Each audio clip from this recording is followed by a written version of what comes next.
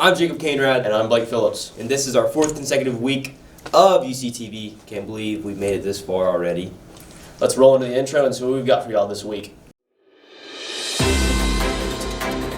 Before we do get into this week's episode, I do want to mention the 20th anniversary of 9/11 was last Saturday, and it was a huge tragedy that affected everyone.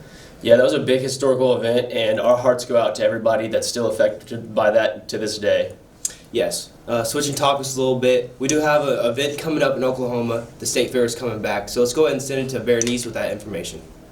So finally, the State Fair is coming back this year after a pause in 2020 due to COVID. The fair is going to be happening September 16th through the 26th. They expect a big crowd this year due to last year not happening, so make sure you get a chance to show up and enjoy all the unhealthy food and the concerts. Next week, tune in and we will be going over all the different fried foods expected to be at the fair this year.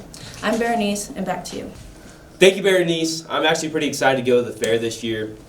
My favorite food there is the bacon wrapped turkey leg. What about you? The root beer is very good. Oh yeah. Also, I like that root beer. It's pretty good. The line gets really busy though, so gotta wait there for a couple minutes to get in. So talking about the fair, our field reporter Kylie is actually talking about the difference between talking and dating. So, guys, need any tips? Make sure you guys listen. Hey yo, it's Carmoney here, and today I'm going to be giving out dating advice. So first, let's start out with the difference between talking and dating.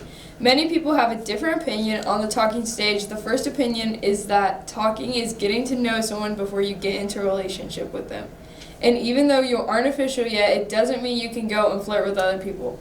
The second opinion is that when you are not in a relationship, but you are talking, you are not committed to that person. So therefore, you are not responsible for acting like you're in a relationship.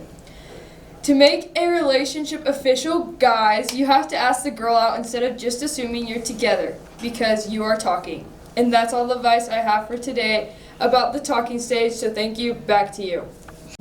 thank you, Kylie, for the talking and dating advice. That might be pretty helpful for somebody in the future. I kind of agree. It goes 50-50 for me. Next time, maybe mention where we should take our significant other out to eat or hang out, you know? Yeah. Now we have Mrs. Binge and Grace with an interview.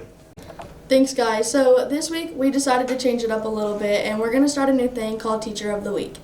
This week I chose 2nd grade teacher Miss Binge, and we're going to do a personal interview and just ask her more about herself. So let's get to it. So thank you so much for joining us this week. So we have a couple of questions to ask you. The first one is, how long have you been teaching? This is my 11th year. That is awesome. Do you really like teaching? I do. I enjoy it. That's awesome. What is your favorite subject to teach? I'd have to say reading. Oh, I really like reading. That's awesome. Do you have a favorite student? They're all my favorites. I figured you'd say that. Yeah. What is one interesting fact about you? That's hard. A random fact would be that I actually really love going to the dentist. Really? Most people don't like it, but it's weirdly relaxing for me. So. That's Weird. interesting. Yeah. Do you think that you or Mr. Binge is better at teaching? Me. You, for sure. Yeah. I think so too. Oh, thank you. What sparked your interest to start teaching? I've always liked school. I liked school growing up. And then when I went to college, I actually helped out in some elementaries. Started out in nursing school, and it wasn't for me. And so it was kind of an easy switch. So.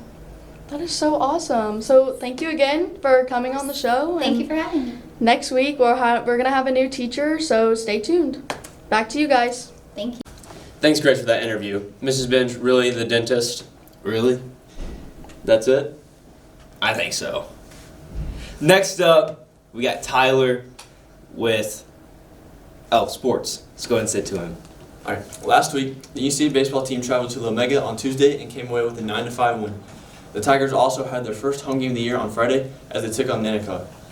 The Lady Tigers took a trip to Carnegie on Tuesday as they tallied 17 hits while winning 15-5. On Friday, the softball team also had a home game against Nanticoke, so we hope they did great in that game. Flipping back to baseball, Coach Griggs achieved his 600th win while in the Dover Festival. If you see him in school, make sure to congratulate him on his accomplishment.